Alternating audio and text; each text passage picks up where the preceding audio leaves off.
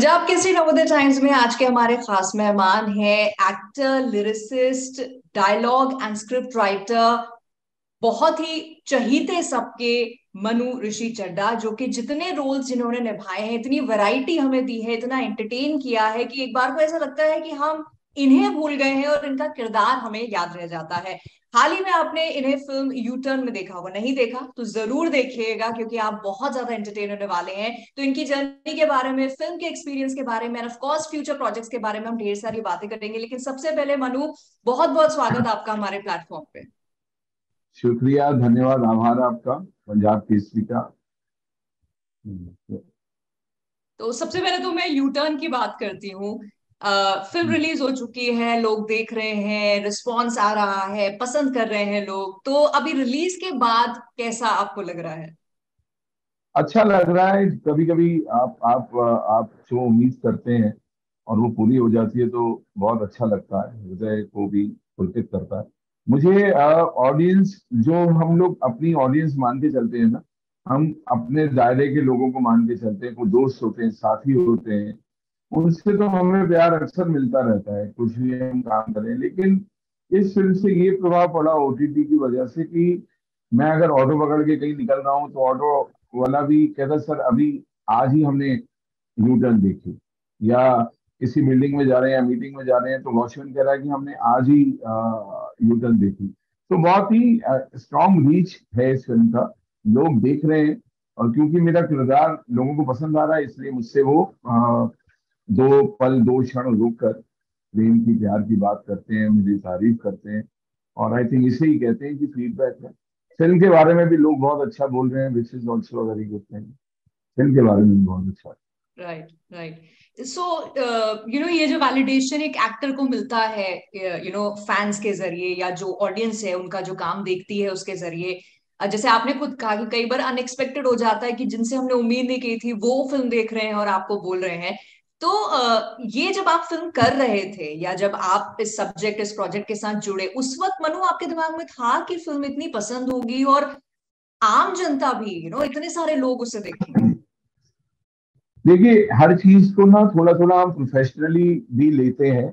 जैसे हमें पहली चीज पता चलती है कि एकता कपूर, बालाजी फिल्म्स, ये लोग ये फिल्म बना रहे हैं, तो एकदम उत्सुकता बढ़ जाती है थोड़ी।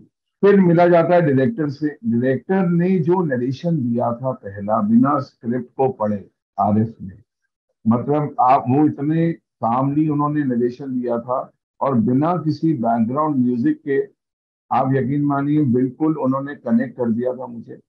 और मुझे ये महसूस होने लगा था, क्योंकि अक्सर क्या होता है कि मुझे लोग एक नजर से देखते हैं कि मैं कॉमेडी करता हूँ। जो मैं करता हूँ मुझे पसंद भी बहुत है, लेकिन एक्टर को लगता है कि कुछ और भी मिले, कोई वैल्यूएशन में वो खेले अपने इंटरनल के साथ, अपनी प्रोसेस के साथ। तो आरिफ ने एक तो मुझे रोल डिफरेंट, और जब नरेशन दिया तभी मुझे इतना पता चल गया था कि ये ऑडियंस को कनेक्ट है, 100% कनेक्ट करेगी। और फिल्म में एक्टर, किरदार, ये सब बाद में होते हैं। स्टोरी टेलिंग में ओवरऑल कनेक्टिविटी अगर बना दे कोई डायरेक्टर अपनी स्टोरी टेलिंग में, तो वो एक बहुत बड़ी उपलब्धि होती है, और उसका थोड़ा फायदा एक्टर्स को मिल जाता है, जो मुझे भी बिल्कुल। मिला। हाँ, उस समय नरेशन सुनते समय मुझे ये मालूम था कि ये फिल्म अच्छी बनेगी, लेकिन उसके साथ एड ऑन हो गया कि जो मैंने मेहनत की डायरेक्टर के साथ मिलकर, राइटर्स के साथ मिलकर, वो एक इम्पैक्ट छोड़ दिया। और मुझे रिस्पॉन्स अच्छा मिलने लगा। लेकिन फिल्म की कनेक्टिविटी तो पहली निवेशन में ही बन गई। बिल्कुल। अच्छा, आप जैसे अभी बात कर रहे थे ना कि लोगों की एक एक्सपेक्टेशन है कि मनु ऋषि चड्ढा का नाम अगर जुड़ा है किसी प्रोजेक्ट से तो वो एक कॉमिक रिलीफ प्रोवाइड कर रहे होंगे।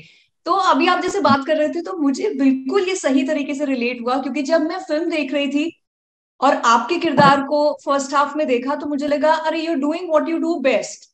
लेकिन जो यू टर्न, हम्म। सही मायने में मुझे लगा ये फिल्म का टाइटल ना बिल्कुल ही एप्ट है, क्योंकि जो यू हाँ, टर्न आपके कैरेक्टर ने लिया वो मतलब ऐसा, यूं सडनली इंसान यूं हो गया कि एक बार फिर से थोड़ा रिवाइंड करके देखते हैं हमने कुछ मिस तो नहीं किया। I know. वही था कि जो जो मेरी एक इमेज है उसको अच्छे से कास्टिंग में डाला गया। मतलब मैं अपना काम करता रहा। मुझे लगा कि मैं दो हिस्सों में एक्टिंग करूंगा, दो फिल्मों में एक्टिंग करूंगा। एक फिल्म में मैं वो करता हूँ जिसमें मैं, आपने भी कहा कि मैं बेटर तो नहीं कहूंगा, पर मैं ये कहूंगा कि मैं उसको समझता हूँ उस तरीके की हम्म। एक्टिंग को, तो मैं वो करता हूँ। और जब मुझे क्लाइमेक्स शूट करना होगा तो मैं एक दूसरी फिल्म करूंगा जो मेरे डायरेक्टर की नजरिए से हुई है। एंड दोनों बैलेंस हो गई, और जो मकसद था कि एक सस्पेंस बना रहे, और कौन है इस इन सब हादसों के पीछे, वो बना रहे, उसमें हम सब ने मिलकर जो है एक सैटिलिटी निभाई। वो सब टोटलिटी में प्लस हो गया। बिल्कुल तो मैं बिल्कुल यही कहूंगा अभी। बिल्कुल। जी। इनफैक्ट मुझे एक और बात इस फिल्म की अच्छी लगी, क्योंकि एक तो है क्लाइमेक्स तक पहुंचना, हू डन इट का जो हाँ। पूरा एक चल रहा था उसका एक या अमेलगमेशन होना कि भाई अब हमें पता चल गया। लेकिन वहीं पे खत्म नहीं हुआ वो थ्रिल। मुझे सबसे अच्छा हाँ ये जी। लगा कि एंड में यू टर्न को फिर से एक बार सच साबित करते हुए, जहां से वो कहानी शुरू हुई थी उसका हमें एक बिगिनिंग बता दिया गया, एंड इट लेफ्ट जी अस जी। लाइक दिस कि अच्छा ये ऐसे हुआ था। हाँ जी। हाँ जी। हाँ जी। वही था, वो एक लाइन जो थी उस डायरेक्टर ने, वो सिर्फ अच्छे और बुरे की नहीं बना रखी थी। उसने कहा था कि गलतियां कोई भी करता है। एक तरीके से देखा जाए तो आपसे बात करते समय अभी लगा कि वो राइटर्स और डायरेक्टर का कितना मेहनत वाला काम होगा। हालांकि एक आदमी जिसकी बच्ची और बीवी नहीं रही एक हादसे में, वो ऐसा हो गया, हम्म। पर उस आदमी को तो पता ही नहीं है जिसने ये किया था और जो बच गया। वो एक थिन लाइन के इधर उधर जो खेले हैं कैरेक्टर की, no one is bad and no one is good, that is, I think, these kind of motives should be a part of storytelling. Right वो जो एक राइट। बनाया ना, वो बहुत, आपसे बात करते हुए ये चीज मुझे बहुत अच्छी लगी कि कनेक्ट अगर करना है आपको किसी थ्रिलर में या मर्डर मिस्ट्री में, तो एक एक पॉइंट के साथ आप कनेक्ट करिए। And this is very good, yeah. That way, like, I think first film में इस तरीके से कनेक्ट करना was something, भाई। बिल्कुल बिल्कुल। एंड आई थिंक इस फिल्म को ना अच्छा बनाने के लिए बहुत सारे रीजंस हैं। जैसे आप स्टोरी की बात करें, ग्रिपिंग जितने इवेंट्स हैं उसकी बात करें, एक्टर्स की बात करें, तो आपके लिए फिल्म में शूट करने का एक्सपीरियंस कैसा रहा? बहुत अच्छा एक्सपीरियंस रहा। एक अच्छी फिल्म जो है ना, वो सेट पे बन रही होती है, जिसमें बहुत चीजें डिसिप्लिन तरीके से हो रही होती हैं, वेल रिहर्स जो होती हैं। आपकी सब चीजें छोटी छोटी प्रॉप से लेके लोकेशन से लेके, आपको डायरेक्टर के साथ इसलिए भी मजा आने लगता है क्योंकि उसका एडिटिंग पॉइंट ऑफ व्यू बहुत स्ट्रांग होता है। तो आप ये देखिए कि अभी क्या करते हैं कि लोग आठों दसों तक तरीके से शूट कर लेते, बट ये डायरेक्टर ने एक बहुत अच्छी चीज ये की हुई थी कि इसका एडिट पॉइंट ऑफ व्यू बहुत कनेक्ट और करेक्ट था, हम्म। जिसमें इतना बैलेंस तरीके से शूट हो रहा था। और जितने लोग एक दूसरे पे डिपेंडेंट थे, वो लोग अपनी टाइमिंग के हिसाब से काम कर रहे। मुझे मुझे बहुत, मैंने अच्छी अच्छी फिल्में की हैं, लेकिन मैंने देखा है कि एक बिखराव होता है, वो भी it's a part of storytelling, it's a बिल्कुल। Part of cinema. मैं कहूंगा कि कभी कभी हम 2 घंटे पहले पहुंच जाते हैं, ये भी नहीं होना चाहिए। हम 2 घंटे बाद पहुंचते हैं, ये भी नहीं होना चाहिए।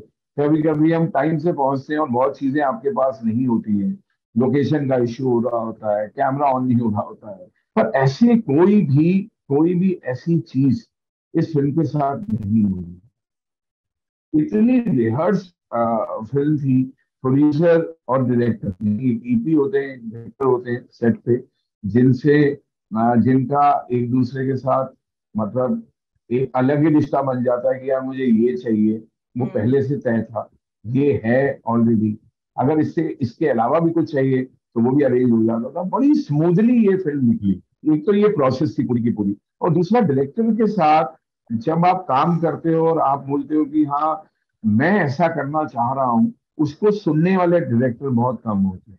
ये डायरेक्टर सुनता है, तो हम फिर मिलके एक एक लेवल तक पहुंचते हैं कि मुझे मुझे जैसे लगा कि स्क्रिप्ट में थोड़ा सा एक मोहब्बत भी है इस आदमी की ना, जिसने इतने लोगों को मौत के घाट उतारा है, तो उसकी मोहब्बत भी थोड़ी सी निकलनी चाहिए।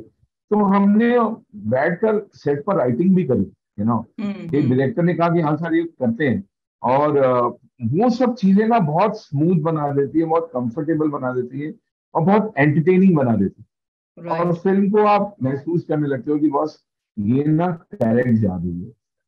बिल्कुल लोगों को बिल्कुल। कैसी लगती है वो एक अलग सवाल है, पर ये करेक्ट जा रही है।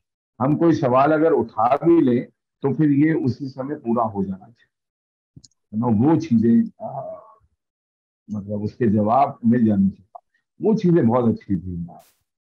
Right right. और वो इसीलिए अपने वो आप ना अच्छा लगने टोटालिटी लगता है। में फिल्म में भी नजर आ रही है कि हर हाँ जी, हाँ डिपार्टमेंट ने जी, अपना काम बहुत ही अच्छे से किया हाँ है, जी, और एक एक बधी हुई फिल्म जिसे हाँ। कहते हैं वो है। या और प्रोड्यूसर भी बॉम्बे में बैठे हुए, मतलब उनको मालूम होता है कि हाँ पहला चेक इस टाइम पे देना है, दूसरा इस टाइम पे देना है, और वो टाइम से आता रहे ना तो एक्टर 50% और लगा देता है ना। तो चेक्स भी हमको टाइम पे मिल रहे थे, मतलब इतनी इतनी ज्यादा अच्छे तरीके से ये काम हो रहा था। तो राइट अरे ये तो राइट। पेमेंट आ गई, अब तो और अच्छे से काम करो, है ना।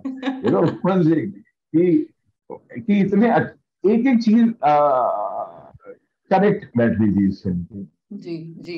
अच्छा, आपने इतने सारे रोल किए हैं, इतने अलग अलग वेरिएड कैरेक्टर्स आपने पोर्ट्रे किए हैं, और जैसे मैंने शुरू में भी कहा था, यू नो कई बार ये भूल जाते हैं कि हम स्क्रीन पे मनु ऋषि चड्ढा को देख रहे हैं, हमें आपका किरदार, आपका कैरेक्टर, जैसे यहाँ पे ढिलन जो है वो अब याद रह जाते हैं। तो कौन से किरदार हैं जो निभाने में आपको सबसे ज्यादा मजा आता है, किस तरह के कैरेक्टर्स, या अभी कोई ड्रीम प्रोजेक्ट और ड्रीम रोल रह गया है जो आप चाहते हैं आप करें अपने लाइफ देखिए मैं बताऊं आपको, ड्रीम रोल तो हमेशा ही रह जाते हैं। ये तो ऐसी एक ना, एक ऐसी चीज है कि अरे यार उसने ये रोल किया हम भी करें, पर मेरे लिए ना एक एक्साइटमेंट बना रहता है तब जब मेरा ह्यूमन रिएक्ट करने के लिए तैयार होता है।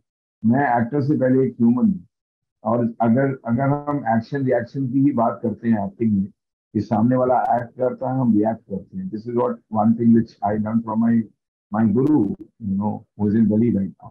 लेकिन उसके उससे पहले हमारा ह्यूमन रिएक्ट करना, और ओवरऑल स्क्रिप्ट टीम पूरी बहुत स्ट्रांग होनी चाहिए, वरना बहुत अच्छी परफॉर्मेंसेज भी बहुत खराब फिल्म के बीच में दबी रह जाती हैं, और बहुत खराब परफॉर्मेंसेज भी बहुत अच्छी फिल्म से उभर कर आ जाती हैं।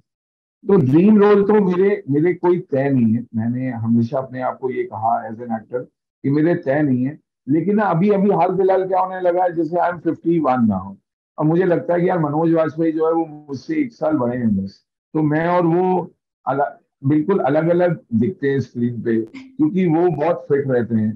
तो मेरा मन करता है कि जैसे अभी 2-3 दिन पहले मुझे लगा कि यार अब काम को लोग सराहा रहे हैं, तो क्यों ना डिफरेंट तरीके से कुछ अपने आप को प्रेजेंट करें। 3-4 महीने देते हैं अपने आप को, थोड़ा जिम जाते हैं, फिजिकली फिट होते हैं, शायद कुछ और कैरेक्टर भी उभर के आए लोगों के जहन में।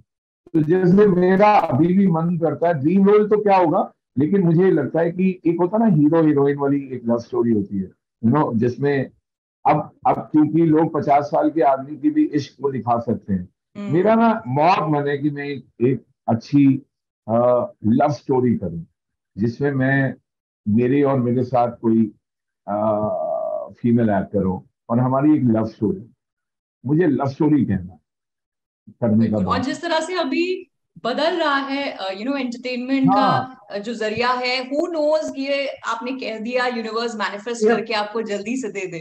जी जी, क्योंकि मेरे को ना हमेशा ये लगता है कि जो जो जैसे मेरे पापा हैं, अब तो नहीं रहे, लेकिन और दुनिया में सबके पापा जो होते हैं ना, वो जॉन इब्राहिम और रणवीर सिंह नहीं होते हैं यार, है ना। राइट। और वो 30-30 साल, 40-40 साल, 50-50 साल अपनी लव स्टोरी को चलाते हैं।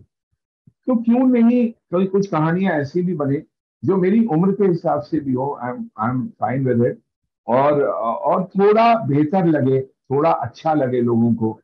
सब सब कहानियों को बहुत छोटा करके दिखाते हैं हम लोग, हम्म। एक मतलब मतलब रणवीर सिंह मिलना ही नहीं किसी को, जॉन इब्राहिम मिलना ही नहीं, आप लेते रहो ख्याल ख्वाब, है ना। आप ख्वाब ख्याल लेते हो, लेकिन मिलते सबको संजीव कुमार और अमोल पालेकर है, और मनु ऋषि। तो मेरा मानना ये है कि हमारी लव स्टोरी क्यों कहते, अब मैं जी। मैं उसके लिए 30-40% फिजिकली भी अपने आप को चेंज करता हूँ, शायद कहने का इस समय आ गया। अभी ना मैं जैसे कुछ भी देखता हूँ कि जैसे चीनी कम एक फिल्म थी, ठीक जी है। चीनी कम में अमिताभ बच्चन और तब्बू थे, है ना। आप सबने, हम सबने देखी है वो फिल्म। अब चीनी कम जो है उसमें मतलब अमिताभ बच्चन है जो जंजीर से लेके अब तक अमिताभ बच्चन, है ना। और उनकी उम्र बहुत बड़ी है उस फिल्म में, और तब्बू बहुत यंग है, करेक्ट। पर अमिताभ बच्चन से तो कोई भी प्यार कर ले, यू नो। अब चीनी कम में तब्बू हो और मनु ऋषि चड्ढा हो, तब वो लगेगा कि हाँ ये रियल लव स्टोरी कहने का तरीका है। आप समझ रहे हैं मेरी बिल्कुल। बात? जी, तो एंड अभी मैं लोगों को बस वही सोच कहानियां रही हूँ ऐसी कि है। मनु जी, जिस तरह से अभी एंटरटेनमेंट को परोसने का और ऑडियंस द्वारा उसे कंज्यूम करने का नजरिया धीरे धीरे बदल रहा है, you never know in the near future हम एक नेक्स्ट फिल्म के ऊपर बात कर रहे हो जहां पर आप जो कह रहे हैं वही हाँ सच हो रहा हो। वेरी क्विकली आपके फैंस के हाँ लिए आपका मैसेज, वेरी क्विकली। यार, मैं लोगों को यही कहूंगा कि आप लोग ना सब खुश रहें इस समय, क्योंकि बहुत ज्यादा ऐसे लग रहा है कि दुनिया बहुत तकलीफ में है। आप खुश रहें बस।